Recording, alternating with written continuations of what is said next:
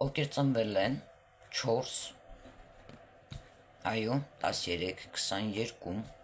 31 թվանշանի ներքո։ Ձեր գիտակցականը ինչպիսին եք դուք։ Այն ցույց է տալիս կայունություն, պատասխանատվություն, կարգապահություն եւ կառուցվածքային մտածողություն։ Մի փոքր անց ես ձեզ կբացատրեմ, թե իրականում ինչպես պետք է այս ձեր թվանշանի վիբրացիաները ճիշտ դուք օգտագործեք, հա, որովհետև եթե դուք այնինչ ես ասում եմ, ձեզ ներկայացնում եմ, այդպես չեք ներկայացնում, ուրեմն դուք սխալ եք օգտագործում ձեր թվանշանի վիբրացիաները եւ դրա համար այսօր կարող է ունենաք խնդիրներ։ 4 թվանշանը դա կառավարում է Ուրան մոլորակը եւ կապ ունի ընդհանրապես Ռախուի հետ։ Ինչն է հետաքրքիր, որ այն կապված է անկանխատեսելիության եւ նորարարության հետ։ Ձեր գիտակցական հատկություններ են կայունությունը, կառուցողական մտածողությունը, հստակություն եւ տրամաբանություն։ Հեշտությամբ չեք խառնվում հույզերի մեջ, նախընտրում եք պրագմատիկ մոտեցումներ։ Կարող եք մի փոքր խիստ լինել, իհարկե, այստեղ ձեր, հա, չափանիշներով առաջնորդվելով։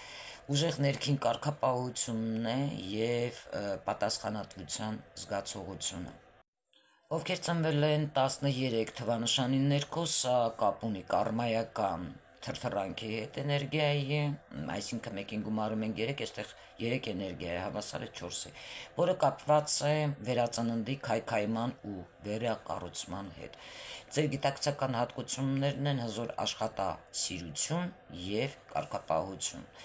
վերածնվելու եւ դժվարություններից հաղթանակով դուրս գալու ունակություն։ Հաճախ կարող եք բախվել խոչընդոտների, բայց այդ խոչընդոտները կարող են մաքրել, հա, դուք կարող եք մաքրել այդպիսի մարդկանց ճանապարհները։ Խորը պատասխանատվության զգացում դուք պետք է ունենաք կապված ճշմարտության հետ։ Ովքեր կապ ունեն 22 թվանշանի ներքո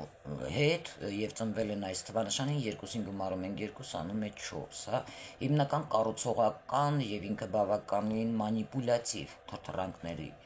հետ է էներգիան, որովհետեւ 22 թվանշանը դա համարվում է վարպետ կառուցողի թիվ։ Ընդհանրապես կապելով նյութական կայունության ու հոգևոր գիտակցությանը։ Ձեր գիտակցական հատկությունները պետք է լինեն իրականում ուժեղ ինտուիցիան եւ տրամաբանությունը, հա։ Ընդհանրապես կարող եք մեծ նախագծեր դուք իրագործել հիմնվելով խորամանկ հաշվարկների վրա։ Գիտակցական մակարդակում խորությամբ հասկանում եք կյանքի նյութական եւ հոգևոր